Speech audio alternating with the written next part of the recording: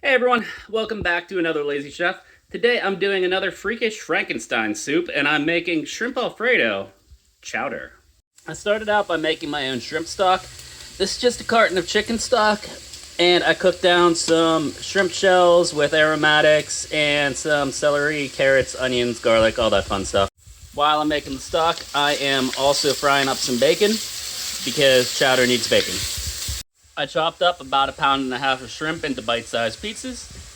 I also have some finely diced onions and celery and some cubed potatoes. And I'm going to shred up some Parmesan. Once our bacon's crispy, we'll remove that and drain out all but a little bit of the bacon fat. Then saute our onions and celery.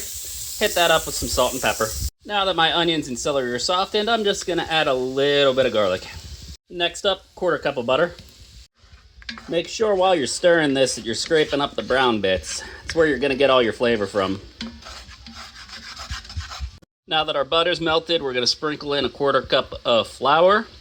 And we're just going to cook this until it stops smelling like raw flour and it gets a nice brown color. Once our flour is where we want it, we can add in a cup of dry white wine. I'm doing a nice Pinot. We're just going to let this simmer a little bit until it stops smelling like raw alcohol here. And then we're going to add our stock. So yes, this will turn into goo.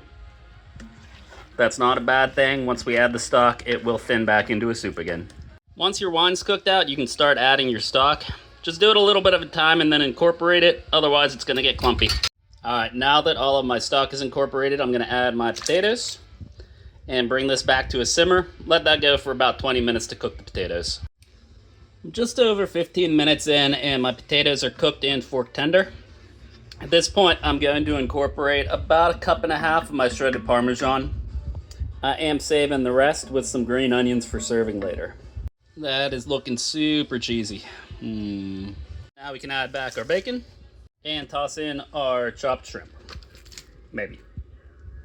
So it should only take the shrimp a couple minutes to cook. Once it's opaque and pink, then you're good to go.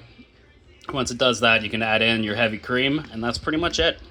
So if you're worried about this being too thick and rich, you can actually add a couple cups of milk instead of the heavy cream, and it might not shave a few years off of your life. Alright, so here we have it.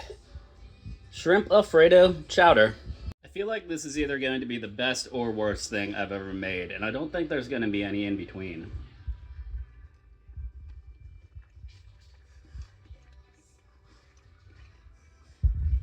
That is freaking fantastic.